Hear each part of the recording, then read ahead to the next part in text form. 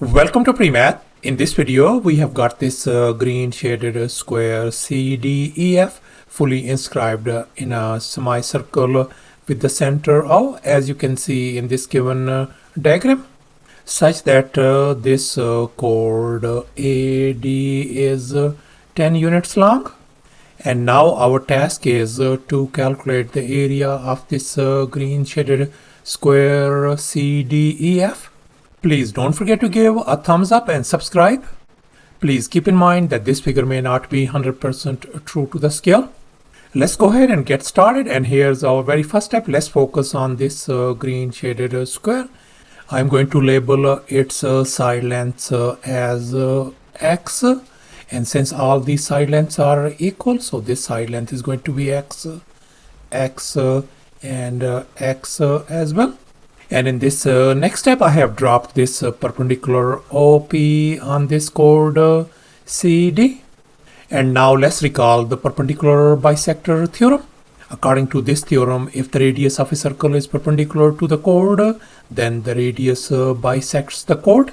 So no wonder we can see that this segment DP is going to be equal to this segment PC. P is the midpoint. And we know this whole chord CD is x. So therefore this segment DP is going to be x divided by 2.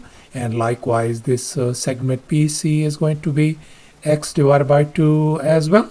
And since these two segments DP and EO are equal in length, so therefore this segment EO turns out to be x divided by 2 as well. And in this next step, I am going to connect this center O with this point D, as you can see in this next step. And now let's make an observation. We can see this OD is the radius of this semicircle. So I'm going to label that one as lowercase r. And now let's focus on this right triangle DEO. And we are going to apply the Pythagorean theorem on this triangle. And here's our Pythagorean theorem: a square plus b square equal to c square. And in our case, our hypotenuse is lowercase r, whereas our two other legs are x and x divided by 2. Let's go ahead and fill in the blanks in this Pythagorean formula. So we got x square plus x divided by 2 whole square equal to r square. And if we add these two fractions on the left hand side, that is going to give us 5x square divided by 4.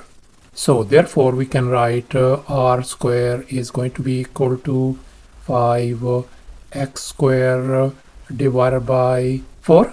And now I'm going to undo this square by taking a square root on both sides. So therefore our radius of this semicircle lowercase r turns out to be x times square root of 5 divided by 2. So thus our radius r turns out to be x times square root of 5 divided by 2. And now let's make an observation. We can see this AO is the radius of this very same semicircle. So therefore this radius length is going to be x times square root of 5 divided by 2 as well. And now let's make an observation once again. We know this is our radius, which is x times square root of 5 divided by 2. And our this segment EO length is x divided by 2. So therefore this remaining segment AE is going to be equal to the radius x times square root of 5 divided by 2 minus x divided by 2. And if I factor out x divided by 2 outside, so we are going to have a square root of 5 minus 1. So therefore our this segment AE length turns out to be x divided by 2 times square root of 5 minus 1. And now let's focus on this right triangle DEA. And we are going to apply the Pythagorean theorem on this triangle as well. And here's our Pythagorean theorem once again, a square plus b square equal to c square. And in our case, our hypotenuse is 10, whereas our two other legs are x and x divided by 2 times square root of 5 minus 1.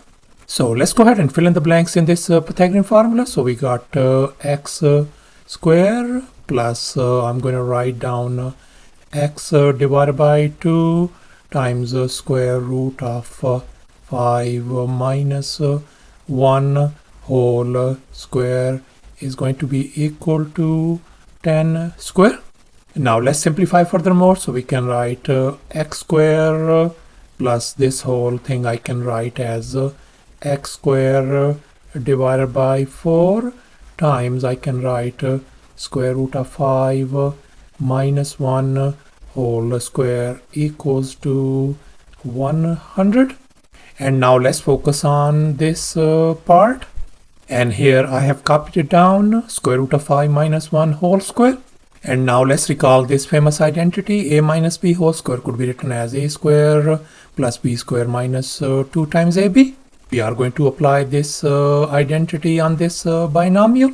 So therefore this could be written as 5 plus 1 minus 2 times square root of 5. If we simplify, that is going to give us 6 minus 2 times square root of 5, and we can see 2 is in common. I'm gonna factor out 2, so we got 3 minus square root of 5. As you can see in this next step, I have replaced this whole part by this 2 times 3 minus square root of 5. And now let's make an observation. We can see this 2 and 4, they could be reduced to 1 divided by 2, as you can see in this next step. And now I'm going to remove this fraction by multiplying by 2 across the board with each and every term. So therefore we are ended up with the 2x square. Here 2 and 2 is gone. So therefore we got x square times 3 minus square root of 5 is going to be equal to 200. And now we are going to distribute x square over here, as you can see in this next step. And now we can see 2x square plus 3x square is going to give us 5x square, as you can see in this next step. And now we can see x square is in common. As you can see in this next step, I have factored out x square, and we are ended up with 5 minus square root of 5 inside this parentheses. And in this next step, I am going to divide both sides by 5 minus square root of 5. We can see this cancels out. So therefore, our x square value turns out to be 200 divided by 5 minus square root of 5. And now we are going to rationalize this denominator by multiplying and dividing by its conjugate, which is 5 plus square root of 5 divided by 5 plus square root of 5 as well. And now we are going to multiply these numerators, and likewise we are going to multiply these denominators as well. And now let's recall another famous identity, a minus b times a plus b is always equal to a square minus b square. We are going to apply it on the denominator. So therefore our denominator, when we multiply these two ones, we are going to get 5 square is 25 minus square of square root of 5 is 5. That is going to give us 20, as you can see in this next step. And now we can see 20 goes into 210 times. So therefore our x square value simply turns out to be 10 times square 5 plus square root of 5 square units. And now let's recall the area of a square formula. Area is always equal to s square, where s represents the side length. So therefore our green square area turns out to be x square, since x is the side length of this green square. And we can see our x square value is 10 times 5 plus square root of 5. So therefore our green square area turns out to be 10 times 5 plus square root of 5 square units. So thus the green square area turns out to be 10 times 5 plus square root of 5 square units. And that is going to be approximately equal to 72.36 square units as well. Thanks for watching, and please don't forget to subscribe to my channel for more exciting videos. Bye.